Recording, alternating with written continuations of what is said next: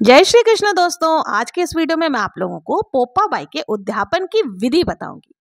पोपाबाई की कथा का नियम कब से लेते हैं, इसकी पूजा विधि क्या है और इसकी उद्यापन विधि कैसे होती है और उद्यापन में क्या क्या सामग्री लगती है, वो सारी चीजें मैं आपको इस वीडियो में बताऊंगी।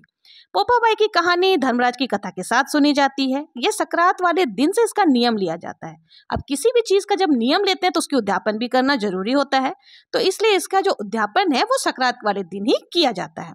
पोपाबाई की कथा क्यों सुनी जाती है और इसका नियम कैसे है? ऐसी मान्यता है कि धर्मराज ने ऊपर स्वर्गलोक के दरवाजे जो है उसका सारा दामोदार पोपाबाई के हाथ में सौंपा हुआ है।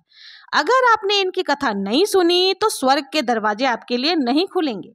कथा का नियम 1 साल के लिए लिया जाता है, पर समय के अभाव के कारण इसकी आप 1 महीना या 7 दिन भी सुन सकते हैं, लेकिन उद्यापन विधि जो होती है वो सेम ही रहती है और आपको उद्यापन इसका जरूर करना होता है।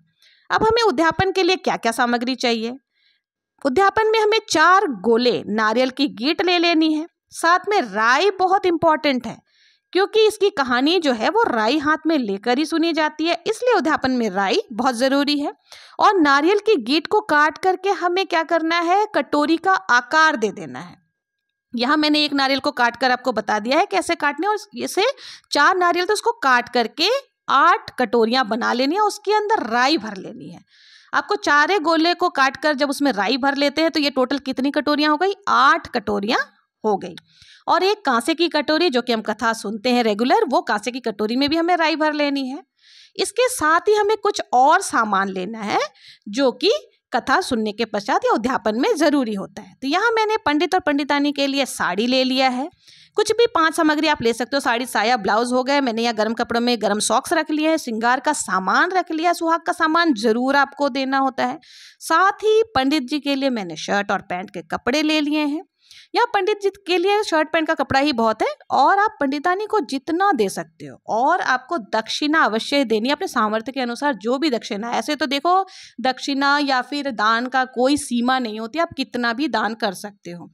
फिर यहाँ पर मैंने मूंगफली ले ली है, सिकी हुई मूंगफली। आप चाहे तो मूंगफली छिलके सहित ले सकते हैं, या फिर इस तरह से दाने वाली मूंगफली भी ले सकते हैं, या फिर मूंगफली और तिल से बनी हुई मिठाई भी ले सकते हैं, या लड्डू भी ले सकते हैं। मैंने यहाँ गुड़ ले लिया है, और तिल और मूंगफली की मैंने लड्डू भी बना रखे हैं, वो भी मैं यहाँ ले लूँगी। और नारियल की गीट जिसकी कटोरी हमने बनाई थी वो भी हमें जरूर से ले लेनी है।